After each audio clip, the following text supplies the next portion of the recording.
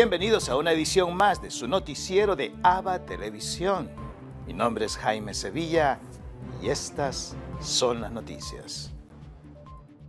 Esta es la historia de la Virgen de Guadalupe, una de las más veneradas en la Iglesia. La Virgen de Guadalupe es una de las figuras marianas más veneradas en México y en toda América Latina. En la actualidad, la Basílica de Guadalupe de Ciudad de México recibe unos 20 millones de visitantes al año, lo que la convierte en uno de los santuarios más visitados del mundo. La devoción se remonta a 1531, cuando la Virgen María se apareció a San Juan Diego, un campesino indígena en el Cerro de Tepayac, en Ciudad de México. La Virgen le explica que es del todo importante que él sea su mensajero, que vaya con el obispo y que le pida al obispo que le construya una casita donde mostrará todo el amor persona. Aquí ella resalta que no viene a presentarse a sí misma, viene a presentar el amor de Dios.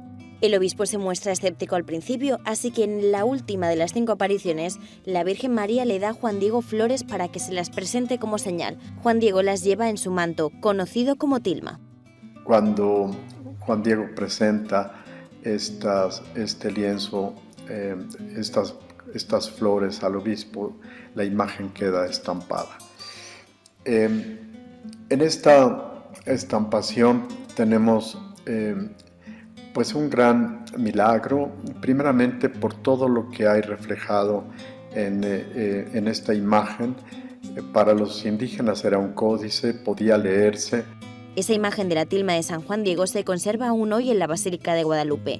Muestra a la Virgen María con una túnica azul-verde. Se la muestra como mestiza, de raza mixta, aunando las culturas indígena y la española.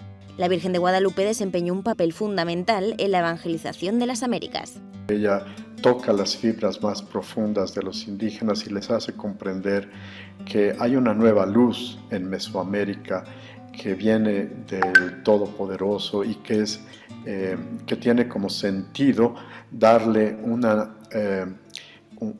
transformación a este contexto violento que ha despojado a los indígenas del reconocimiento de su dignidad.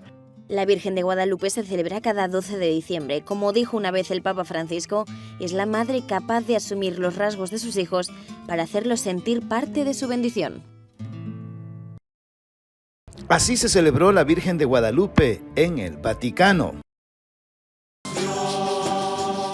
El Día de la Virgen de Guadalupe fue una fiesta muy sentida.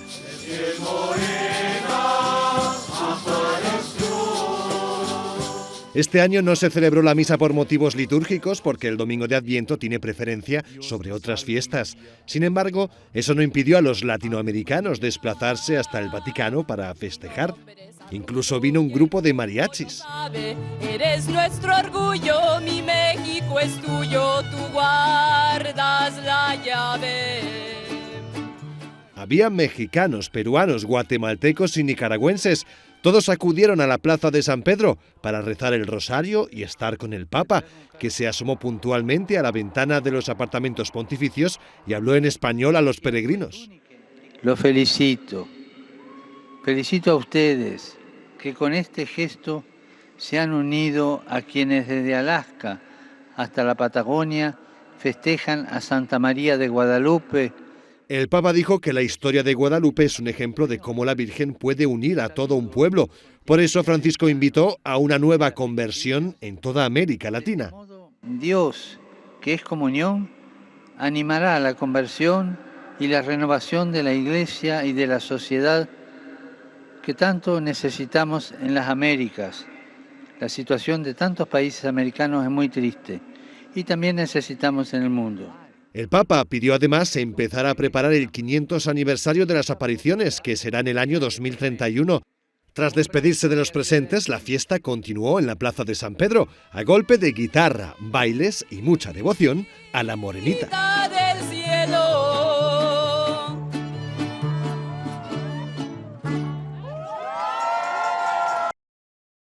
¿Por qué un obispo es jefe de Estado de Andorra? Conozcamos más de su historia. Existen varios países cuyo jefe de Estado es también líder de una comunidad religiosa.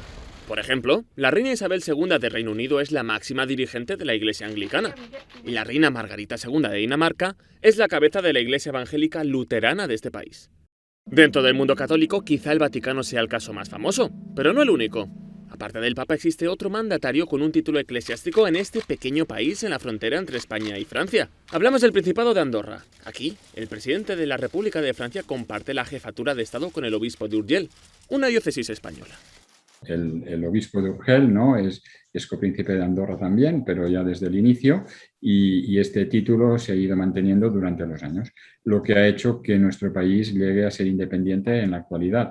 Seguramente si uno de los señores de Andorra en la época hubiese sido un señor feudal, pues nuestro país difícilmente hubiese existido.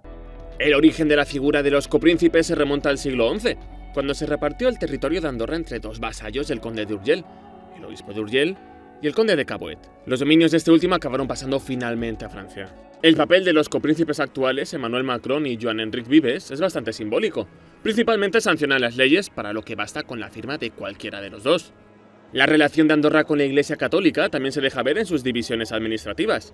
Son 7 y reciben el nombre de parroquias, porque cada una está ligada a una iglesia. Actualmente sus gobernantes son seglares y reciben el nombre de cónsules. Un 90,2% de los andorranos profesa la fe cristiana. Aunque este porcentaje está en retroceso desde el año 2000, es mucho mayor que en tantos otros países, lo que no significa que Andorra sea un estado confesional. Es un país laico en principio, pero evidentemente nuestra cultura es cristiana y la verdad, incluso pues en la educación tenemos diferentes sistemas educativos, ya sea el español, el francés, y también hay un sistema educativo confesional, ¿no? Y todos, hay que decirlo, son gratuitos, es decir, la gente puede elegir su sistema educativo que le parezca más conveniente. Con una altura promedio de 1.996 metros y una temperatura media mínima anual de 2 grados bajo cero, las labores agrícolas pueden ser complicadas en este pequeño país. Por eso, el Principado de Andorra ha confiado históricamente en la diplomacia para conservar su independencia y prosperidad. Un pequeño país siempre necesita de alguien, ¿no?, para que sea escuchado, menos en la actualidad, donde tenemos también presencia en estamentos internacionales, pero antiguamente es verdad que tener una figura así, tanto de la Iglesia como parte del gobierno francés, pues siempre ha ayudado a que Andorra pueda salir de situaciones muy complejas. Andorra ha aprovechado sus frecuentes nevadas, ideales para practicar esquí, y su comercio con bajos impuestos para convertirse en un destino turístico ideal. Pero aunque los tiempos cambien, los andorranos conservan su estrecha relación con la Iglesia Católica, unos orígenes de los que están muy orgullosos. Ahora quiero invitarles a que compartan con nosotros una reflexión del Evangelio del día. En el Evangelio de hoy, tomado de San Lucas capítulo 1, versículo del 26 al 38, tenemos la escena de la Anunciación. El ángel Gabriel que le dice a la Santísima Virgen, llena de gracia. Primero le dice que ha sido salvada. Dios te salve María, salvada del pecado de origen, salvada de tanta maldad que Satanás ha esparcido en este mundo. Y le dice que va a concebir a un hijo. Ella sorprendida le dice, ¿cómo? No conozco hombre alguno. Y le dice, el Espíritu Santo descenderá sobre ti. Por eso, al niño que concebirás ocupará el trono de David su padre y será grande entre todos. Le dice, mira, tu pariente Isabel ya está en el 6º mes de su embarazo. Entonces, la Virgen dice una frase especial. Dice, yo soy la sierva del Señor. Hágase en mí. Vamos a poner 3 puntos en este Evangelio. El primero, que le dice el ángel que la ha salvado a la Santísima Virgen y que le dice llena de gracia, o sea, sin pecado alguno. El segundo, que concibe a un hijo sin tener relaciones sexuales con ningún hombre. Y el tercero, cuando la Virgen dice, hágase. En el momento que la Santísima Virgen María dice, hágase en mí, en ese momento Jesucristo, el Emmanuel, el Dios con nosotros, entra a formar parte de nuestro tiempo y espacio y se une a nuestra humanidad. Ahora la divinidad ha descendido hacia nosotros para que nosotros podamos también un día subir con ella al reino de los cielos. De esta forma, la Santísima Virgen nos ha bendecido a la humanidad completa al haber engendrado en su vientre purísimo al Salvador prometido. Gracias, Madre. Muchas gracias. El pesebre peruano del Vaticano, llamas en lugar de camellos y los Andes como escenario. El pesebre que este año adorna la plaza de San Pedro viene de los Andes peruanos. Tenemos aquí el nacimiento Chopca o el pesebre, es homenaje por bicentenario de la independencia del Perú. Las 35 estatuas que vienen del pueblo de Chopca fueron realizadas por un equipo de artistas de la región. Se ha hecho con mucha emoción, mucho entusiasmo para presentar ante el mundo este pesebre con todas las características de los pueblos del Ande, en este caso de Huancavelica. Entonces mis paisanos, amigos, artesanos, a través de este trabajo dan a conocer sus sentimientos, su amor a la tierra. Los trajes brillantes que llevan las estatuas son como los que confeccionan los Chopca, conocidos por sus coloridos tejidos. El pesebre también incluye plantas y animales característicos de los Andes, como el cóndor o las llamas que sustituyen a los camellos de los Reyes Magos. Las casas y puentes de piedra son como los que se ven habitualmente en los pueblos peruanos de Chopca. La obra es el reflejo de la riqueza cultural de Perú y una expresión de la piedad del pueblo. Y expresa la fe del pueblo Chopca, expresa esa fuerza que viene de Jesús para luego vivir de manera comunitaria, solidaria, construyendo cada vez más este aspecto del nosotros, no el individualismo, no el aislamiento, sino construir la comunidad. Es la primera vez que el Vaticano elige un pesebre de América. El árbol de Navidad es un abeto rojo de 28 metros de altura que procede de Andalo, en la región del Trentino, al norte de Italia.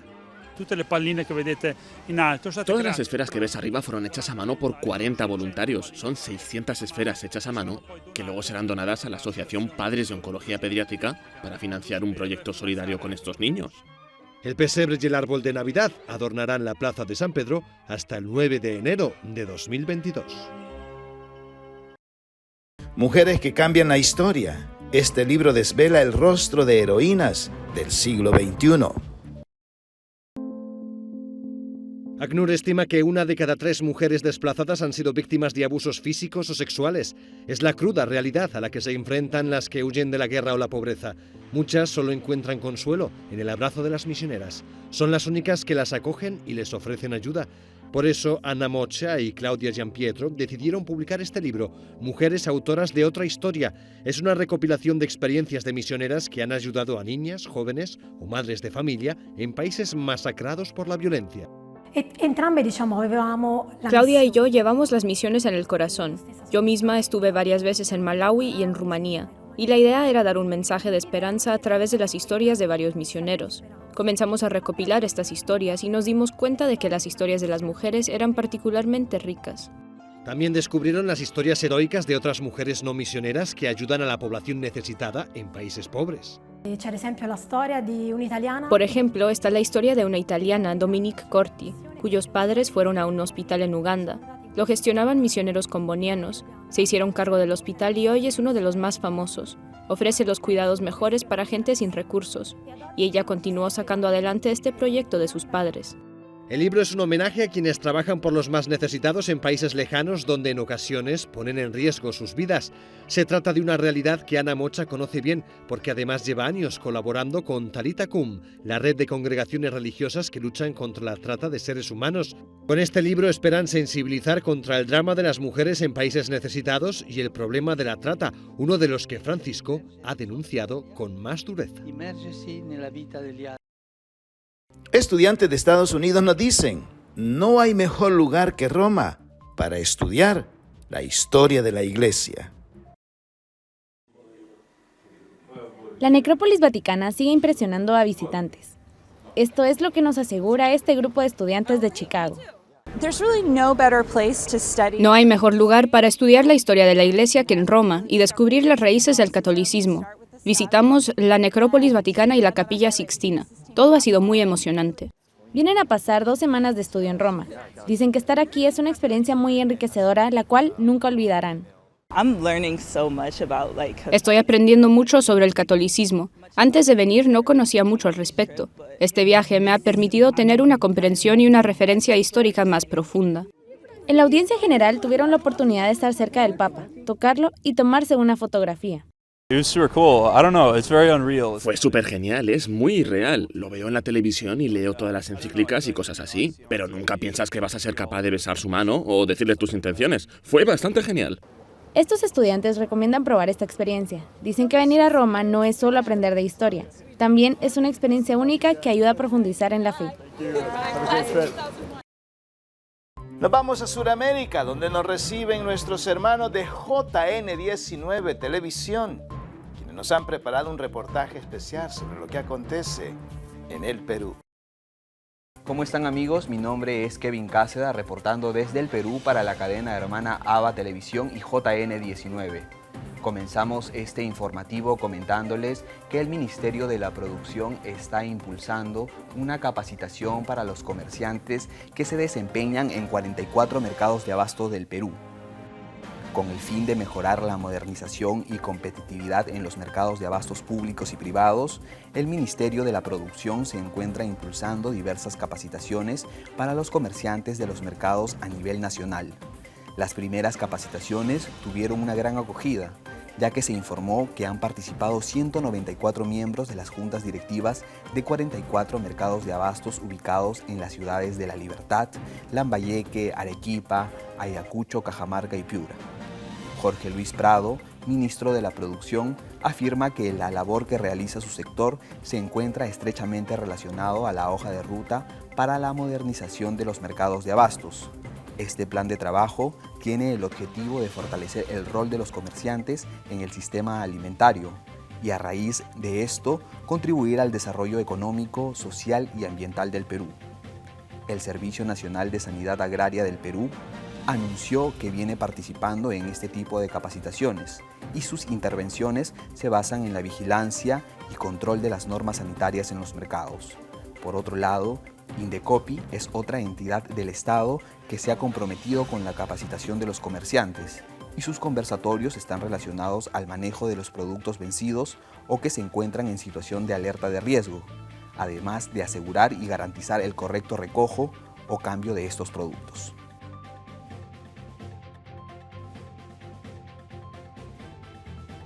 Continuando con la información, las autoridades del Perú han logrado registrar 12.000 casos de violencia contra niños, niñas y adolescentes en el Perú. Mediante el programa Aurora del Ministerio de la Mujer y Poblaciones Vulnerables, se anunció que desde enero hasta octubre del 2021 se han atendido más de 12.828 casos de violencia sexual en niños, niñas y adolescentes de 0 a 17 años. Los casos relacionados a acoso, tocamientos, entre otras manifestaciones, fueron reportados a través de los centros de emergencia mujer. De la totalidad de los casos, el 67.5% se registraron como violaciones sexuales a niñas, niños y adolescentes. Es decir, este porcentaje se traduce en 5.728 denuncias por este tipo de agresiones. Lamentablemente, las cifras alarmantes se traducen en la falta de protección y en el estado de vulnerabilidad en que se encuentran los menores de edad en el Perú. Según las autoridades competentes, desde el 2009 hasta el 2021 se han reportado en los centros de emergencia mujer cerca de 1.563 casos relacionados al feminicidio, donde el 14% de estas cifras las víctimas eran adolescentes. Por estos motivos, los adolescentes y jóvenes del Perú exigen con suma urgencia una educación sexual integral mediante la campaña Es hora de cumplir.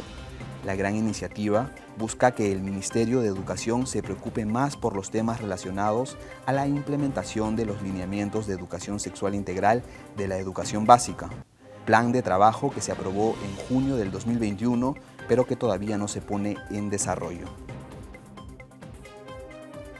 Continuando con la información, la Organización de las Naciones Unidas junto a Cáritas Madre de Dios han acondicionado el hogar refugio temporal Tambopata, El refugio temporal que acoge a mujeres víctimas de violencia de género en Puerto Maldonado recibió una importante ayuda por parte de la Agencia de la ONU para los Refugiados, quienes en coordinación con Cáritas Madre de Dios mejoraron la infraestructura y facilitaron algunos implementos para contribuir al funcionamiento del hogar de refugio temporal que está ubicado en Tambopata.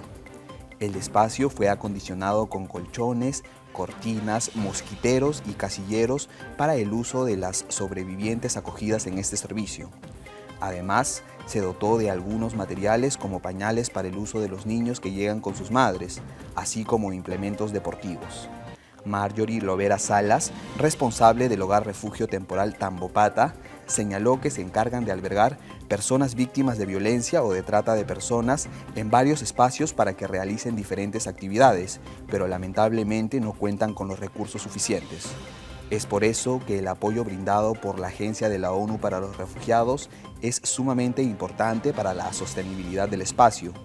Cabe señalar que en Puerto Maldonado, la Agencia de la ONU para los Refugiados trabaja con Cáritas Madre de Dios, quien es su socio estratégico, a fin de brindar apoyo a las personas refugiadas, migrantes y población local, facilitando el acceso gratuito a orientación en temas legales, psicológicos, medios de vida y de asistencia humanitaria, respuesta de emergencia, protección y empoderamiento comunitario. Esta fue toda la información que tenemos hasta el momento para ustedes. Muchas gracias por su gentil sintonía. Informó Kevin Cáceres desde el Perú para la cadena hermana ABA Televisión. Permiso. Así resplandece el nacimiento peruano y el árbol de Navidad en la Plaza de San Pedro. Normalmente la inauguración del nacimiento y el árbol del Vaticano se hacen desde la Plaza de San Pedro. Sin embargo, la lluvia obligó a realizarlo desde el Aula Pablo VI.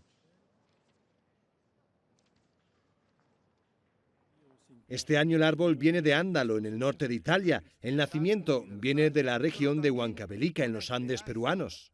Albero e presepe vogliono unire razze, culture e lingue, diverse per esprimere la chiamata universale alla santità. A continuación, los presentes en la ceremonia contemplaron los vídeos del coro de los niños acólitos de la Catedral de Huancavelica, quienes no pudieron viajar a Roma y participaron virtualmente.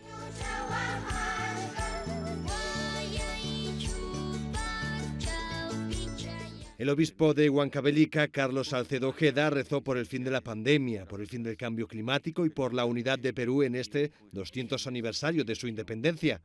Entre las autoridades presentes también estaba el ministro de Exteriores de Perú, Óscar Maurtua de Romaña. Nos causa especial emoción que el Perú cristiano se presente aquí con un nacimiento de Huancavelica, una gran región andina. Esta niña fue la elegida para encender las luces del nacimiento. El frío y la lluvia no impidieron a la gente acercarse para contemplar un momento tan especial. También fue el momento de los villancicos. En el Aula Pablo VI y en la Plaza de San Pedro resonaron las notas de Noche de Paz. El acto fue clausurado por una mujer a la que el Papa dio un puesto de responsabilidad en el Vaticano. Se trata de Sor Raffaella Petrini, desde comienzos de noviembre, número 2 del Estado Ciudad del Vaticano, quien lanzó esta reflexión sobre la Navidad. È un invito a fissare lo sguardo sulla scena della Natività come rappresentazione di quel profondo desiderio umano di reciprocità, di cura per la fragilità e per la vulnerabilità che ci caratterizza tutti. Este momento marcó la cuenta atrás para la Navidad. El nacimiento y el árbol se podrán contemplar hasta el 9 de enero. Hoy, 13 de diciembre, el santoral de la Iglesia nos presenta el día de Santa Lucía, patrona de los no videntes. Al morir su padre, Lucía heredó una cuantiosa fortuna a la que los solteros nobles de Siracusa inmediatamente le echaron el ojo, porque era una jugosa dote y quien lograra casarse con la joven mataría 2 pájaros de un solo tiro. Se haría inmensamente rico y se quedaría con la doncella más hermosa y virtuosa de la ciudad.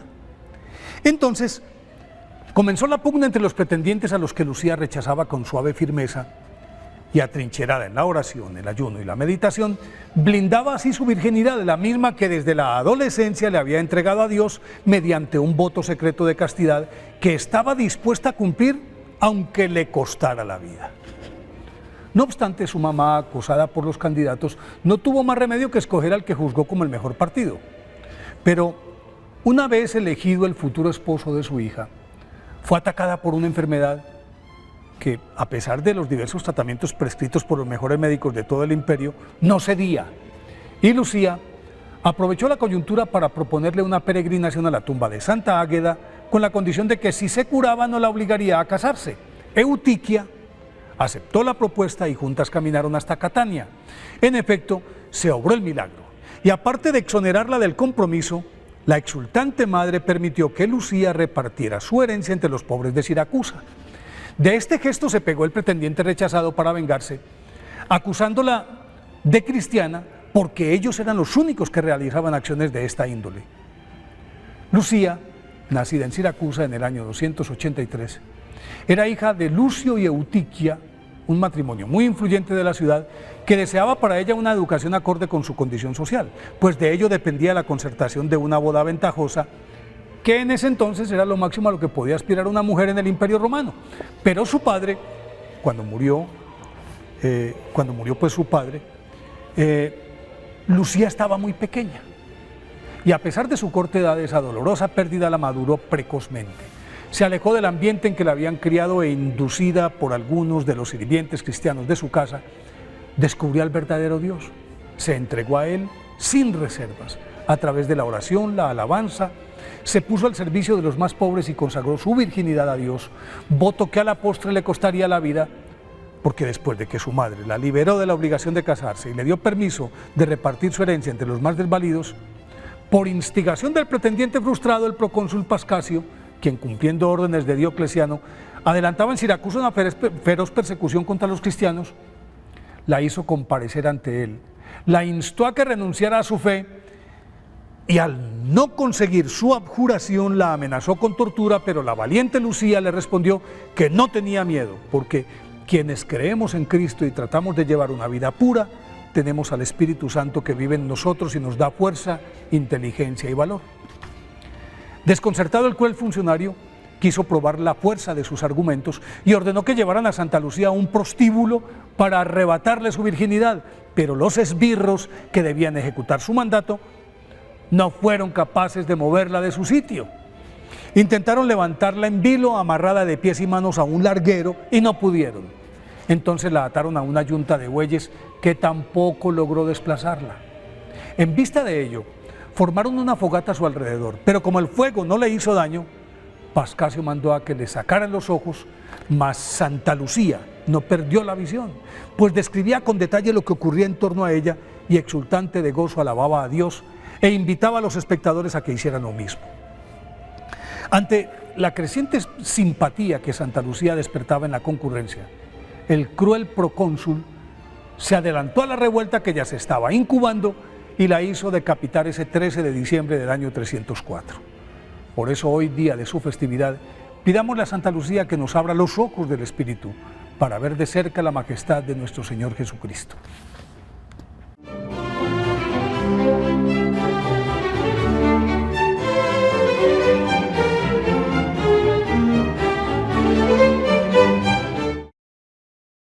Y para concluir con nuestro noticiero, los dejamos con la intención del Papa Francisco para el mes de diciembre, que es sobre los catequistas.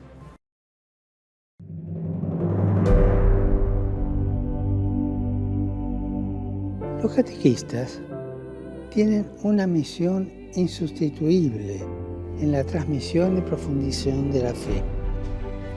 El ministerio laical del catequista es una vocación, es una misión.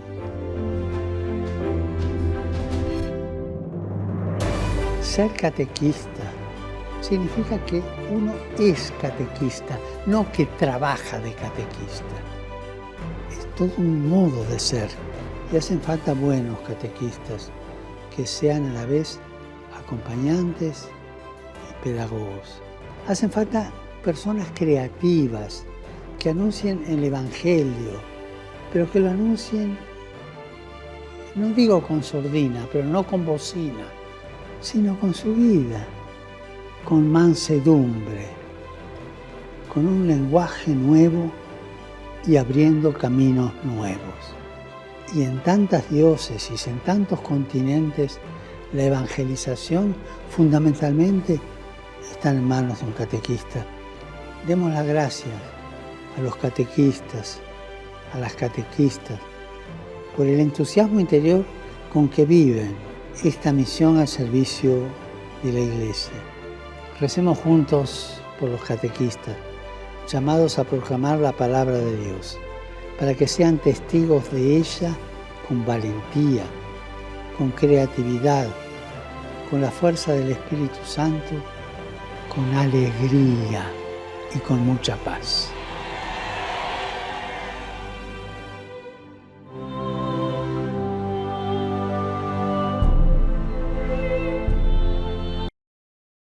Y así llegamos al final de una edición más de su noticiero de ABA Televisión. Gracias por estar con nosotros. Sintonícenos las 24 horas del día en el www.abatvn.com, en nuestras plataformas digitales de Roku TV y Amazon Fire, en nuestras cadenas hermanas y, como siempre, en nuestras redes sociales. Ahí nos vemos. Que Dios los bendiga.